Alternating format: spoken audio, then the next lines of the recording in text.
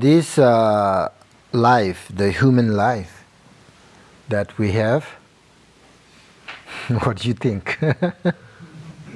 It's, good and bad. It's good.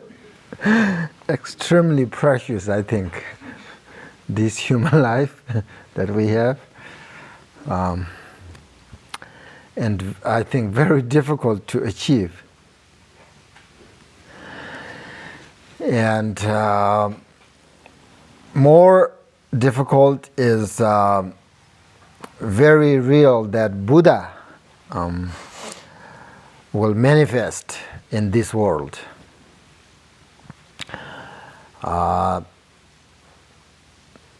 And in addition, it is very difficult to come into contact with the great vehicle, the teachings of the Buddhism.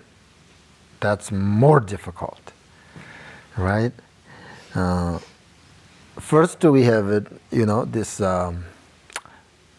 understand. We need to understand the opportunity that we have a good human life.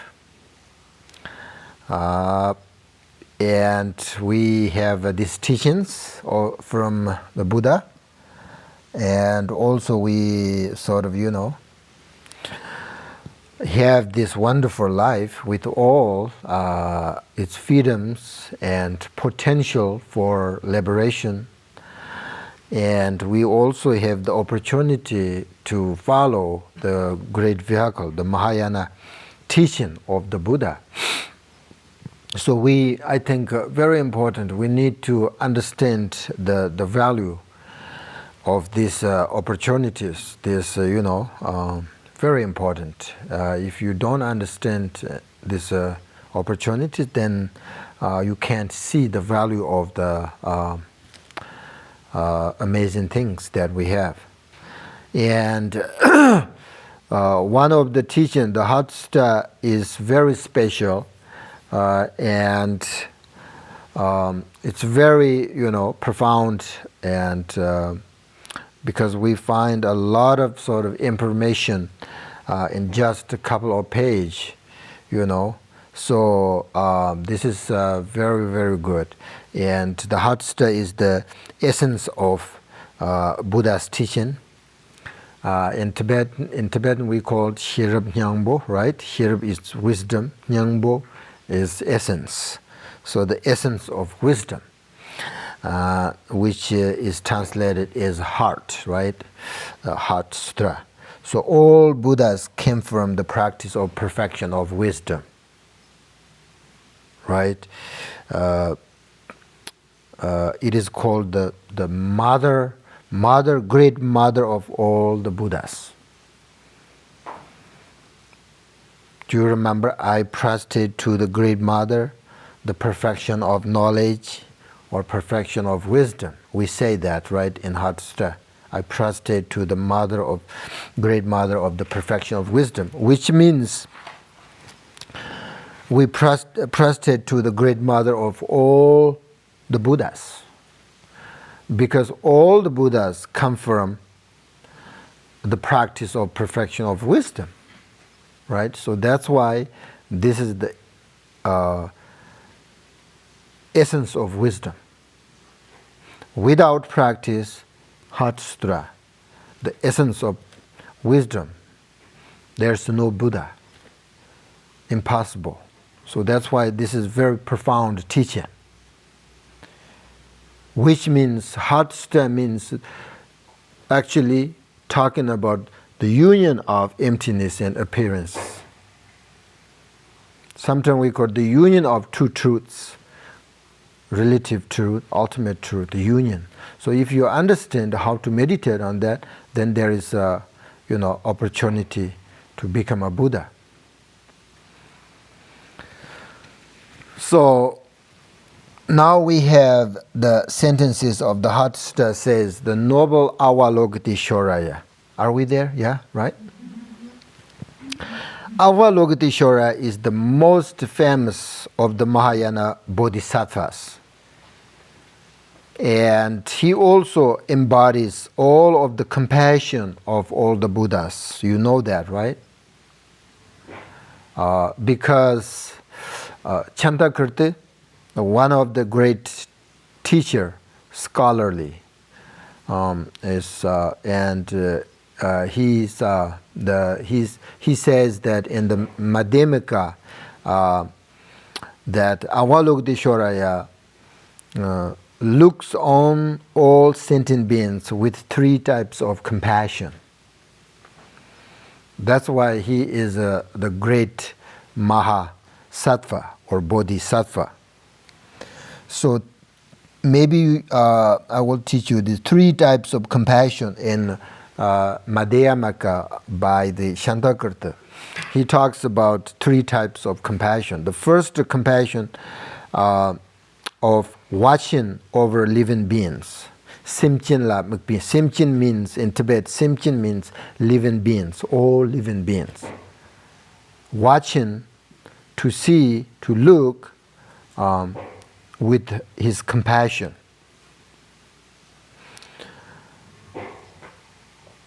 That all these living beings are wandering in this samsara and suffering, right? We all know that. So that's why he look on sentient beings. He is a bodhisattva, so try to help them. Second is called the compassion of observing phenomena. Chula mukpinyarji. Chu means a phenomena. Observing mukpa. This means that he watches over living beings who suffer from of impermanence and change, and feels compassion for them. Which means chu means a phenomena, means everything. It's changing all the time. We don't recognize that, right? We attach to everything. And then something happened, we are suffering. We are very unhappy. So Avalokiteshvaraya understand that all phenomena is changing. And its nature, understand.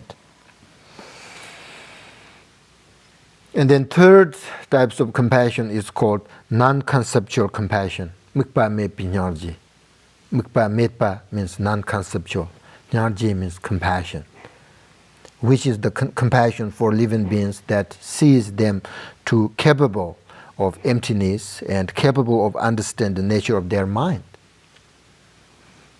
Because we all possess the Buddha nature. That's where we meditate. There is a potential.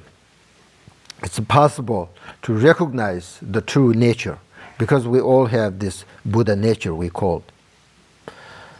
So that's why the Avalokiteshvaraya here mentioned in the Heart Sutra is very important because he will actually answer all Shariputra's questions. So that's why noble, you know noble means, right? Noble Avalokiteshvaraya. Bodhisattva and Mahasattva. Bodhisattva means actually the Avalokiteshvaraya is Bodhisattva, is Mahasattva. Here says Avalokiteshvaraya, Bodhisattva, Mahasattva. He is Bodhisattva because he has attained to the highest enlightenment.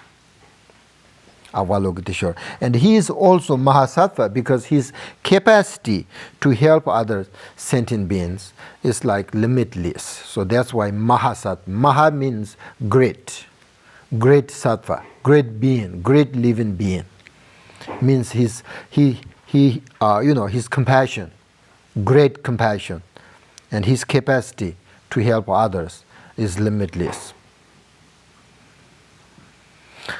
So in the Heart Sutra, he appears Avalokiteshvaraya in the form of Bodhisattva. Actually, he on the 10th Bodhisattva's level.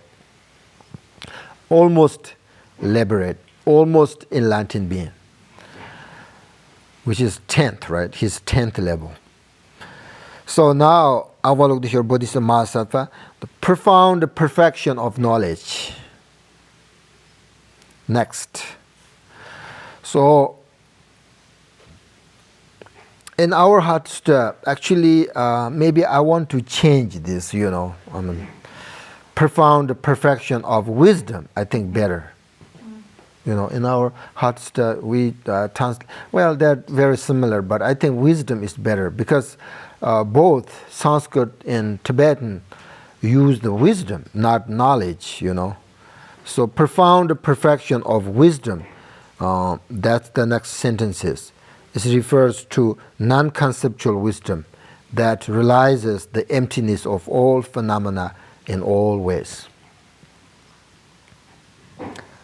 So this is here we call the perfection of knowledge. We call knowledge because that knowledge takes you, do you remember, the beyond the samsara and nirvana.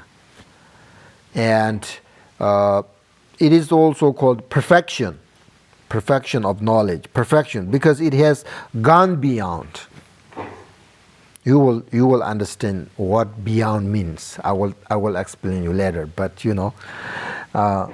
so they have gone beyond suffering, and they have no attachment, even for nirvana, even for enlightenment.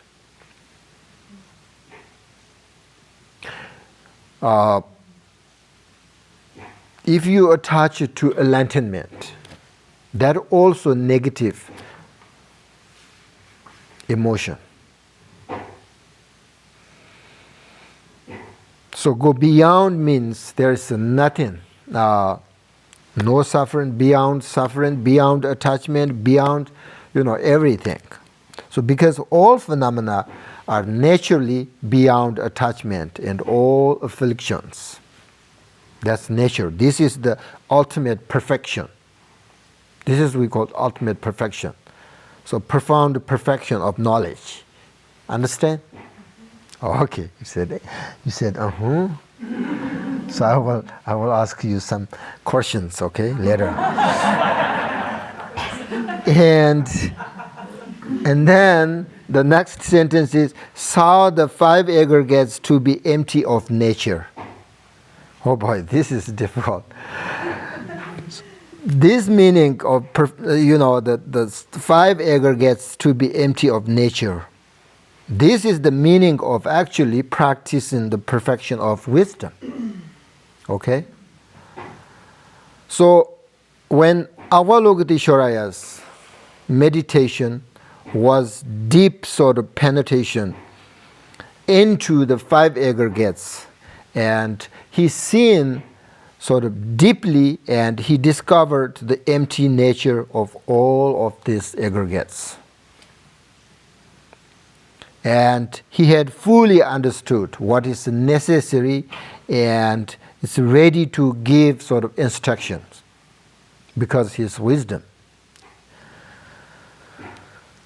So there are three kinds of views, okay? The views of common beings, the views of Sharvakas and Parthika Buddhas, and the views of Bodhisattvas.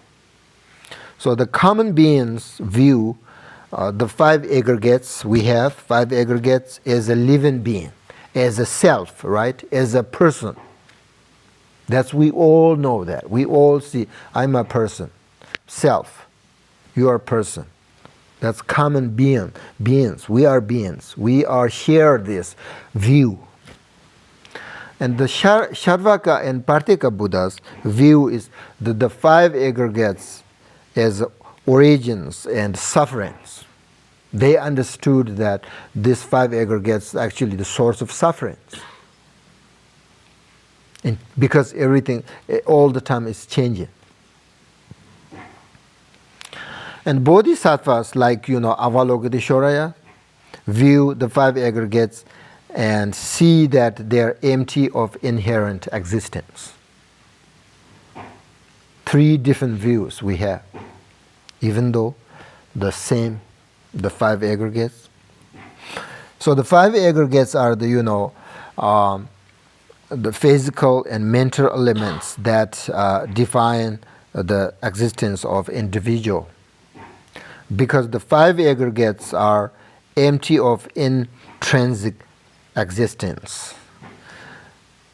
Then the individual being that is made from those aggregates is also empty. And since the the individual, is empty of intrinsic existence. So without self, then everything that I think of as a mine are also empty of intrinsic existence. Do you remember when we talk about the Heart Sutra, the subject, the main point is true selflessness.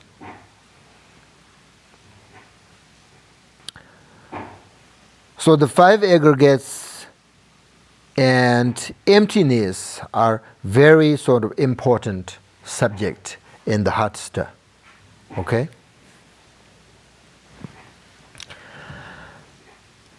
Then the Heart Sutra, the sentences, then through the power of the Buddha. Again, the Chantakirth talks about these sentences and describes the Buddha as someone who has opened his awareness to object of wisdom, and he's sort of destroyed the afflictions. Because now we little bit talk about Buddha, right? Through the power of the Buddha. So Buddha is the, destroyer. The Buddha is, satisfied that Avalokiteshvaraya has fully understood what he will communicate. So that's sort of through the power of Buddha. When Avalokiteshvaraya start teach, Buddha actually meditated, right? Meditated, and Buddha actually sort of gave Avalokiteshvaraya sort of this chance to give the instructions, because Avalokiteshvaraya, when he saw the five aggregates, truly, completely the union of emptiness appearances, so he understood completely. So that's why Buddha gave him chance to, teach the audience, the Mahasattvas and monks. So that then through the power of the Buddha, this shows that the teachers should have understanding of what he or she teaches very clearly. Very important in this, and also the student will feel confident and inspired through the teaching. Both teacher and student, very important to understand this. Just I mentioned earlier, belief, certainty, manifestation. Very important, right? So teacher need to understand to teach, not only intellectually, but experientially, to teach and very clearly. And student also, without this, kind of the teaching is kind of useless to hope for result. So if we have a sort of real or true interest in the teachings and meditation, then we will want to experience the result they can bring. So this will only happen when we do sort of what accords with the teachings and with the describe to us the attainment and how accomplish and what we need to do sort of in preparation our meditation. That's why this sentences also shows the teacher need to understand how to teach clearly, and also student need to follow that teaching, go step by step. First you have to learn in this, meditate on that. When you've done that, then you need to go to next, like that. You have to go step by step. in order to understand the emptiness, So that's why I think this sentence is very important for us. And the next sentence is what? Venerable Shariputra addressed Noble Avalokiteshvara, the Bodhisattva Mahasattva, right? So now the Shariputra mentioned here. So actually, when you see the Buddhas, the statue, the Tanka, you see there are two other his students next to him standing, right? So these are the Shariputra and Mongarayana. So these two are best known sort of disciples of Buddha. And all the time, showing standing next to the Buddha, right? So here, the Shariputra was the best in wisdom. So why does Shariputra need to ask this question if he is sort of liberated from samsara? There are two explain about Shariputra. Because ultimately, Shariputra is not the Hinayana practitioner. Okay? We called he is in sort of emanation of Sharvaka, which means he pretends that he is a Sharvaka's practitioner, but actually he is Bodhisattva.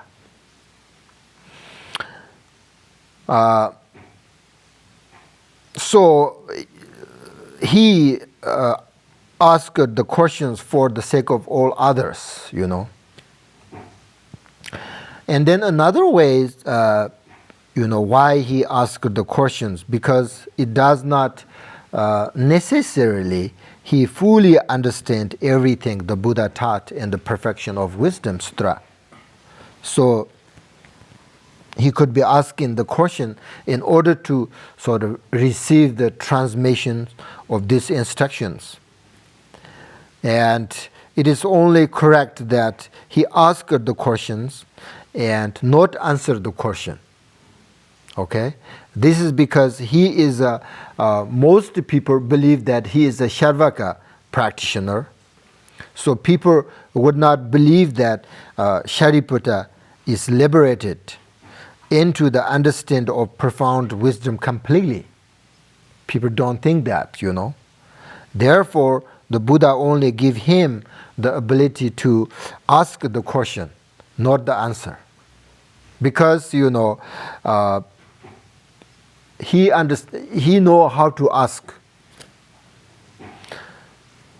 And knowing that Avalokiteshvara has great intelligence, great compassion, and liberated into the understanding of the profound wisdom completely, So people believe he is capable of teaching the perfection of wisdom to those with a sort of lesser wisdom. Therefore, it is Avalokiteshvara to whom the question is asked. So Shariputra asked Avalokiteshvara the question because Shariputra knows that Avalokiteshvara can answer the question so that all the audience, the student can understand the perfection of wisdom.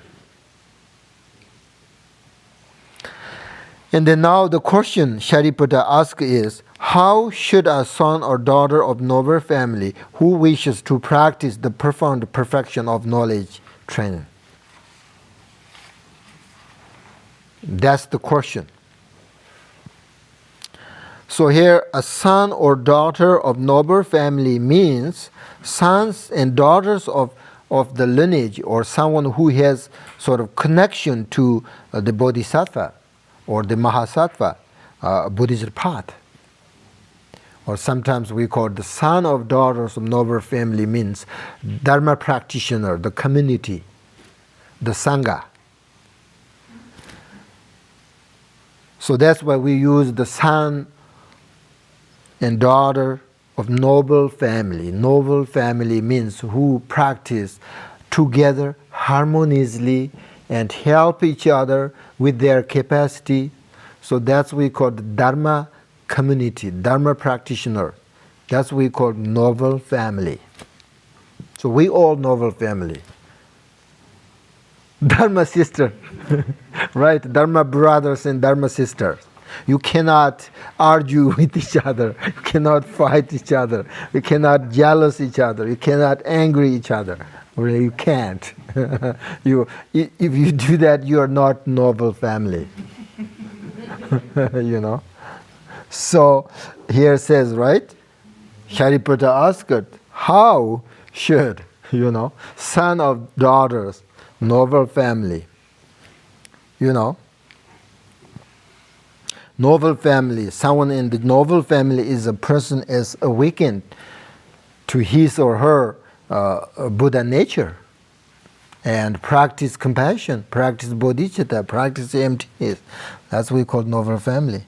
So this is we call noble family, right? So the Mahayana, the lineage gives them to the sort of aspiration for nirvana, the liberation, because they create the aspiration to achieve the enlightenment that has the sort of nature of wisdom and bodhicitta. So most of us, practice bodhicitta first, right? We do that first, practice bodhicitta first, then learn in emptiness, right? So, and this is really the best way to develop the union of wisdom and bodhicitta, which means the union of emptiness, the appearance. And then and then Shariputra asks, the noble family who wishes to practice the profound perfection of knowledge, right? That's the subject. Profound, how we practice perfection of knowledge. In the Madhyamaka, the Buddhist philosophy, they talk about two types of wisdom or knowledge: conventional and ultimate wisdom. The conventional wisdom or knowledge is understanding that all phenomena are like illusions, like dreams. Nothing exists. And ultimate wisdom and knowledge is wisdom that all phenomena are indescribable and beyond judgment, free from a sort of, intellectual sort of elaborations. Ultimate wisdom. So it is ultimate wisdom that is the perfection of knowledge. To ask how to practice the perfection of knowledge is to find out how to enter into the perfection of knowledge through first hearing, contemplation, and meditation, right? And I think the most important is to discussing about the teaching, because that's the only way how we learning about Buddhist philosophy, about Buddhism.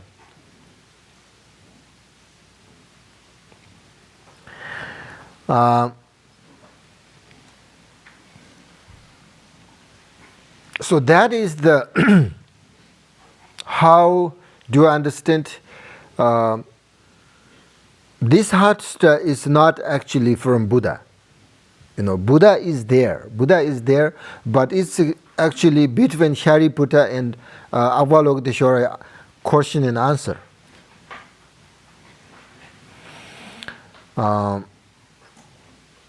So, what Shariputra asked? Question? How? What is the question? How should a son or daughter practice perfection of wisdom? Do you understand what means perfection of wisdom now? That's what we're talking here, right? That's the subject. Perfection of wisdom. Prajna paramata. That's the Heart Sutra. the essence of wisdom. So actually, how the son or daughter, the audience, the student should practice about the union of emptiness in appearance. That's the question.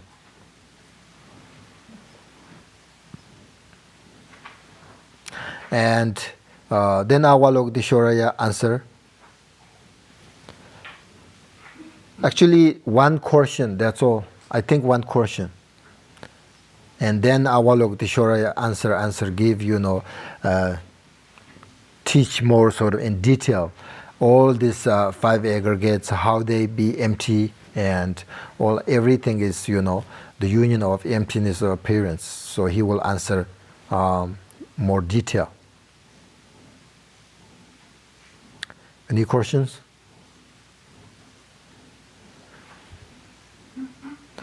So when you first time when you recite the Heart Sutra, what do you think? What did you think about this sutra? Oh my God! I came into a crazy cult. Oh yeah. You always think that. I'm not the only one who thought that.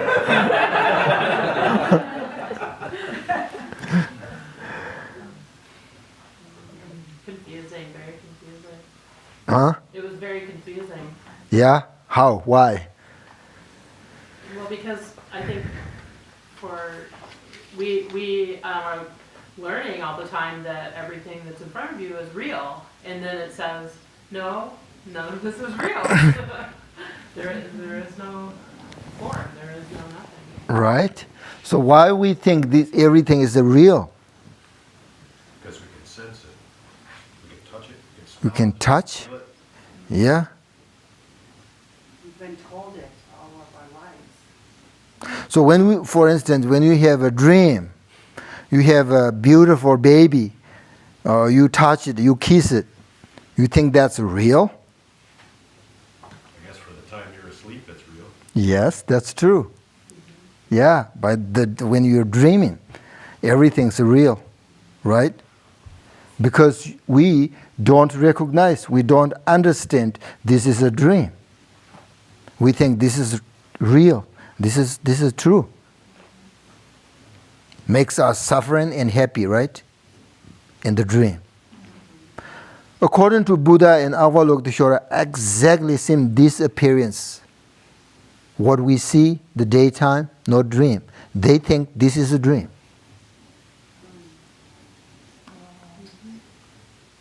We think this is not dream, right? We can use it, we can touch, we can drink, we can eat, we can talk. But same thing, we can do those things in our dream too. But it's not real, it's a dream. So for them, because they understand the emptiness, they understand the union of emptiness appearance, union of the two truths. So you understand that everything is a dream. What helps if you understand this is a dream? Less touch, less anger, less ignorance. You can let go very easily. Yeah? Do you believe that? Do you believe when you realize the emptiness completely, you think you will see this is a dream? Yes, guessing. Yes. Is the difficulty trying to understand that with our minds, when that dream, when that emptiness and that it's empty, but it still has form, only can be directly experienced? It's like you can't take the individual self with you and explain it while it's happening. Yes. It only happens in direct experience. And then in retrospect, we look back and we say, well, that was probably the experience of that. But you can't intellectualize that experience, because if you could write it and intellectualize it, everybody would understand it right away. Right. That's true. Yep. So how can we even discuss it? Because it goes beyond concept. No, you can't. You don't need to. Yes, it goes beyond concept, but you can discuss, because even though this ultimate level, the definition of the ultimate, definition of the emptiness, there is no characteristics, right? Without characteristics, because these things without cause and conditions. So without cause and conditions, there is no definition. But we can explain that, right? We can explain about emptiness, right? Emptiness is this and that. But we can't know it without experiencing it. You can know it intellectually, right? So there are three things. First, you hear about emptiness, and then you understand emptiness, intellectually. That's we call in Tibet Ko Nyong Tok Sim. So Ko Nyong Tok. Ko means you hear, you understand about emptiness. And then Nyong means then you that teaching put into your your meditation. Then you will experience. That's what we call Nyong. Ko Nyong. Then Tok. Tok means realized. First you understand, then you meditate, you experience, right? You will experience everything. And then you do that again and again, meditate again and again, you realize it completely.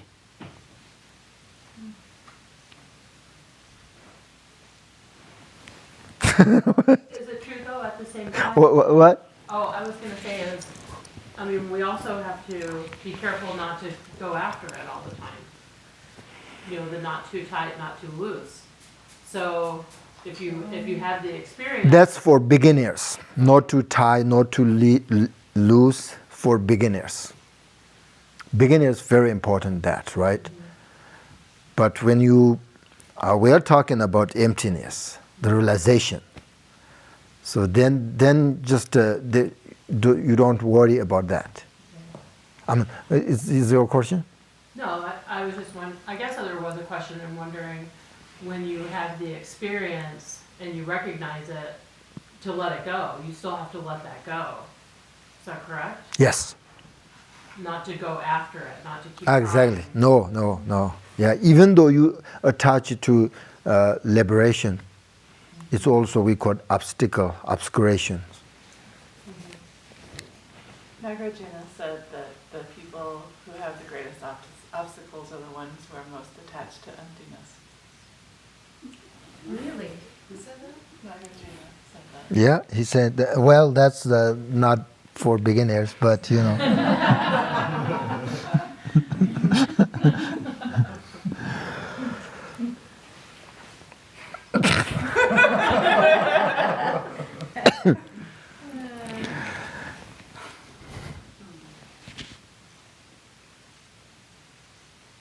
there is always danger when we talk about emptiness. Most people think when we talk about emptiness, this nothingness.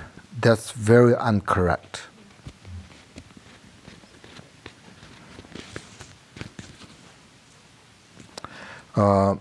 Yeah. Any questions? So then are you looking more for Are you what? Are you looking more for an openness then to experience emptiness? Yes, that's one thing. Because you're challenging your belief, you're challenging the experience, because by the time I'm thinking on the experience, it is past. They're very important to understand two truths. Okay? The relative level, we see all these things, right? It's kind of exist, right? So, in the ultimate level, it doesn't exist. So we need to understand,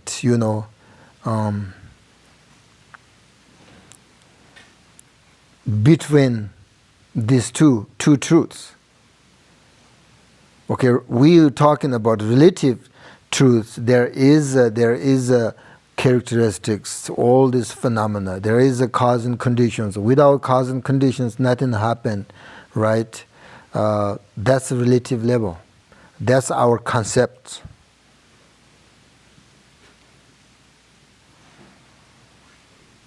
That's everybody knows. But Buddha, when he taught about these sutras, he found it that not only one truth, there is another truth that living beings, the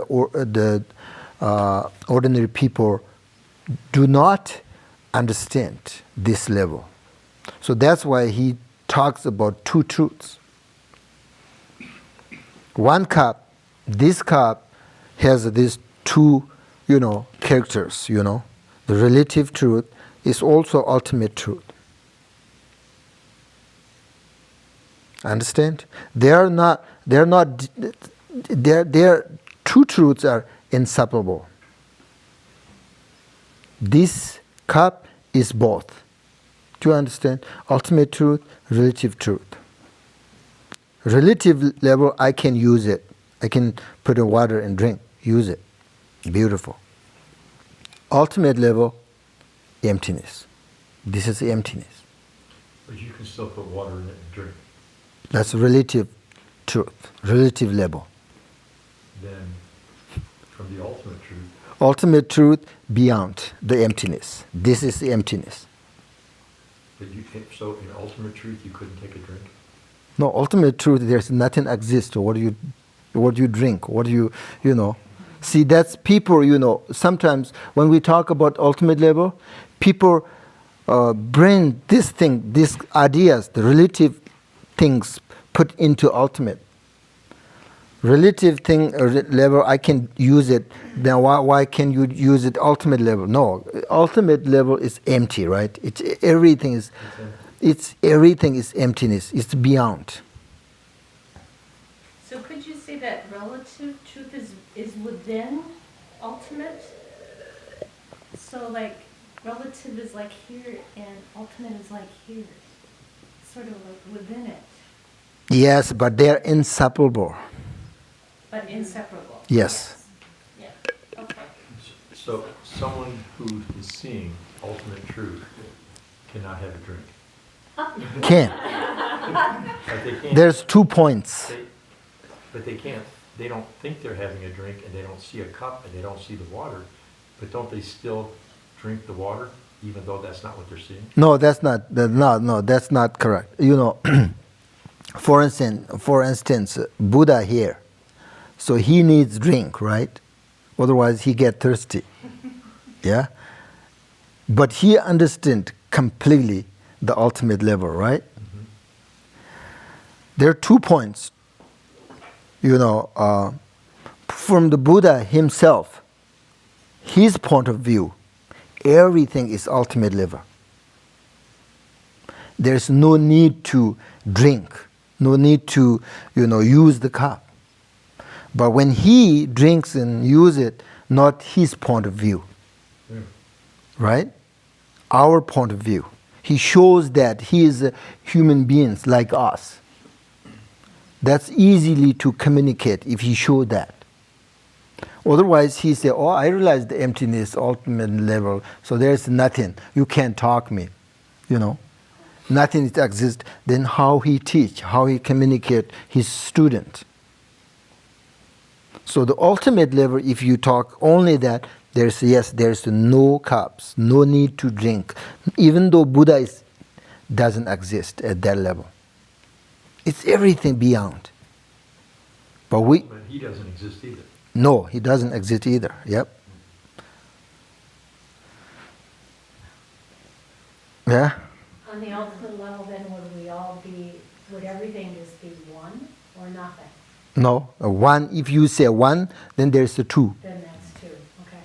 It's beyond. We're talking about everything is beyond samsara and nirvana. It's difficult to understand, but need to, sort of learning more about the Madhyamaka. It really helps if you understand the Madhyamaka, the Nagarjuna's commentary, the Chantakarta's commentaries. So beautiful. They explain the ultimate, the emptiness, very nice, through the reason, through the research, It's very important. Otherwise, we say, everything is beyond samsara and nirvana. What is that? So we are not there yet, so we can't understand exactly beyond. Even though, for instance, if you never ever test, for instance, like salt, and then I ate a salt, and I explain you and the definition, the character, salt, this and that, you can understand exactly because you never experience, you never eat it, right? It's difficult to understand exactly the definition of the salt. Once you eat it, I know this is, now I know how taste and how everything, right? So that's the same. Right now we're just explain about the ultimate level, but we can't understand the exactly because we are not there yet. Once you realize that level, then you understand everything. So can you have glimpses of it? Can what? A glimpse can you sometimes get it? Sometimes get it, yes. Yeah. Yeah, sometimes get it and go away. Because our habits, the negative thoughts, negative habits, so power and covered, can't see it. Understand? This is the obstacles. That's why we need to purify our obstacles, obscurations first. Once you diminish your negative emotions, then you will see, that's the ultimate level. Then when you will see your Buddha nature. Buddha nature is we are talking now, the ultimate. It's like right now is the you can't see the pure, the sky, because the cloud is, prevent, the once the cloud go away, you will see the pure sky. That's the same. Right now, our power, these powers control negative emotions, the defilements, the attachment, anger, ignorance. These three poisons really power. So it's control us. That's why we have to diminish this first. Then you will just slowly see and understand, it's just naturally come. But once you don't meditate and did not, try to eliminate all these negative things, even though you understand emptiness intellectually, nothing help you. Nothing. For what? If you don't practice, nothing. If you practice in, every day, and then you don't worry, actually, you don't worry what is the ultimate level, what is the Buddha nature, what is the nature of mind. You don't have to worry, because when you purify slowly your obscurations, then you will see naturally, all this Buddha nature.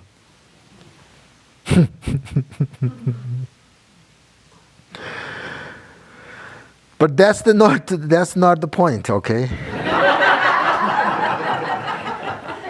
The point is, I always think that the point is you have to investigate. We need to investigate ourselves how much compassion you have. That's the point. Does everybody have the same capacity? No, different capacity. Very different capacities. Ultimate level same, right? But otherwise different capacities. See Shariputra, you can see Shariputra and Avalokiteshvara, different capacities. Shariputra has a capacity to ask. Avalokiteshvara has a capacity to give answer, the instructions. And Buddha Shakyamuni has a capacity, the answer and questions are correct or not. He can understand that. And then Buddha is there, and then he just listen what they're talking about.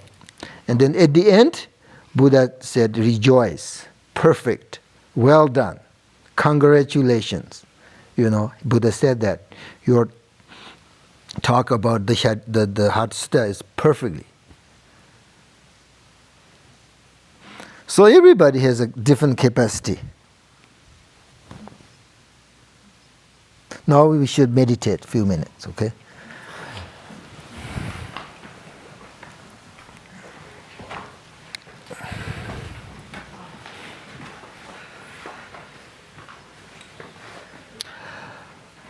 Again, the meditate on the breath practice 3 stages, okay?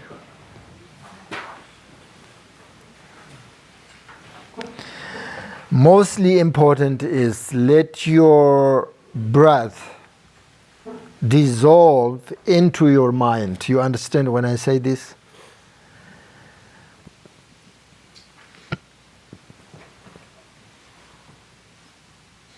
Breathe out in, breathe out in, and then let your breath dissolve into your mind. Which means you need look deeply into your nature, into your mind. Okay? So we have a different capacities now. So when you look deeply into your mind, some people will see the nature. Some people will see very peacefulness. Some people will get a panic, fear. Where I lose myself. It's different capacities. Amazing, right? So, but you should try. Look very deeply. When I say look deeply, means do not follow the thoughts, the past, the present, the future. If you follow thoughts, you are not looking deep your mind. Right? So without your thoughts, past, present, future, 3 times these thoughts, without the thoughts, you are there. That's it, nothing there. But it's so difficult to without thoughts. You can maybe let go the gross thoughts, the bigger thoughts, but the subtle thoughts there. It's there. Like ocean. We we look at ocean, it's very calm, peace, but you look really closely, it's moving. A little bit, you will see. Like that. Our thoughts, I can't go. You let go my thoughts. But still there, your thoughts kind of lurking, in there. Still there. So that means you are not there yet. Not enough deep looking. So just to let go and don't follow your thoughts. That I mean, look deeply into your mind and slowly sort of allow yourself to enter more and more deeply into the quietness, the experience, the inner calmness, or whatever, the relaxation.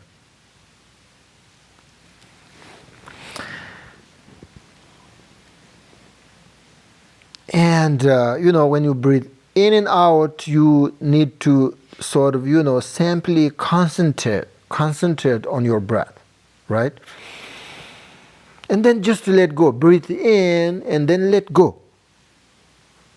Because when you concentrate on your breath, when you breathe in, you are focused on your breath. That means you have no thoughts.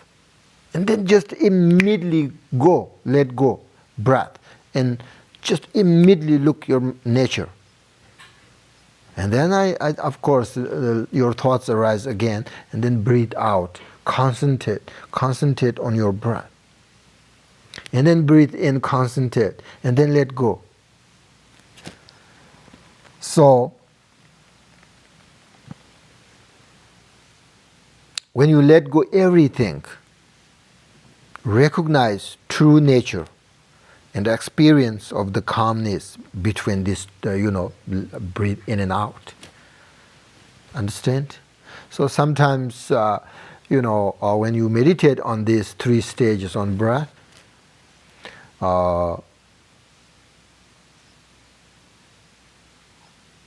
when I meditate on this, I keep open my eyes better because I need light. Then easily I can build and mindful my awareness. My awareness is kind of related to the lights. But maybe you keep, close your eyes, whatever you like.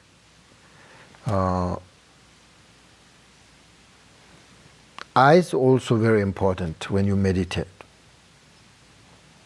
Sometimes wisdom eyes, called wisdom eyes.